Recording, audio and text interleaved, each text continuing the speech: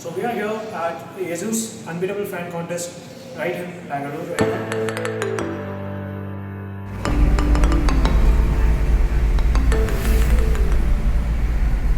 So we have had a very brief session with the project head of the Asus Zenfone, that is Dinesh Sharma, and he has spoken a lot of things about the Zenfone Max Pro M2 and the Zenfone Max M2.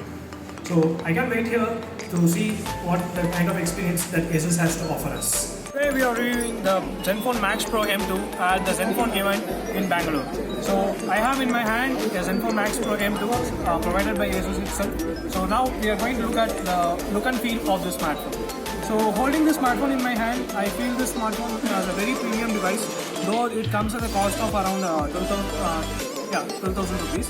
So as you can see, Asus has implemented a kind of a glassy finish, but it is not actually glass, but it has managed to pack in all the all the premium features like glass.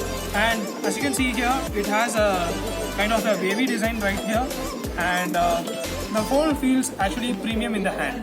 So at a competitive price of around $12,000, you can't expect a phone like this, and Asus has made it. So now we are reviewing the look and feel of the Zenfone Max Pro M2. This phone supports a Full HD Plus display, and it has a cute little notch on the top. I think the notch is not bothering the least. The notch is not very distracting kind of thing. So they have included a LED flash kind of thing, and they have included a LED notification light. So the display is very good, it is very vibrant, the brightness is also very good, and I don't think this phone will fade out in the sunlight. So coming to the look and feel of the operating system itself, it runs on the stock Android, very minimal changes from Asus, from the Zen UI, and this phone combined with other features like artificial intelligence and adaptive battery kind of thing, and coupled with the Snapdragon 660. So this phone, I think it will support a very good performer, and in this price point and in this price segment, this phone is a very good competitor. So what we are basically doing is, we are going to take a look at the basic camera features of this phone. So this phone features a 12 megapixel Sony IMX486 sensor and a 5 megapixel depth sensor for the portrait effect. So we'll take a look at what the camera actually performs like. So this is the camera interface. Focus. So the interface is clean and it is okay. So I don't feel like I'm not having any issues with it. So the camera performs very well at low performance is very good, and yeah, the camera is very good. So let's move into the front camera.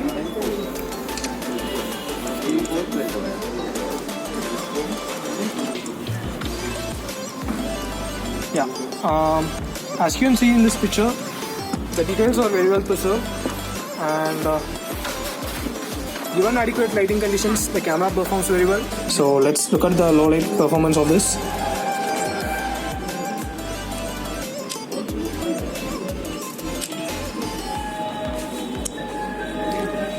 So the low light performance of this phone are not too great.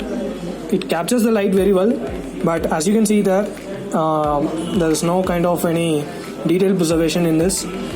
Though this camera has a very good aperture, the details are not sharply captured. So now we are reviewing this multitasking capabilities of this phone.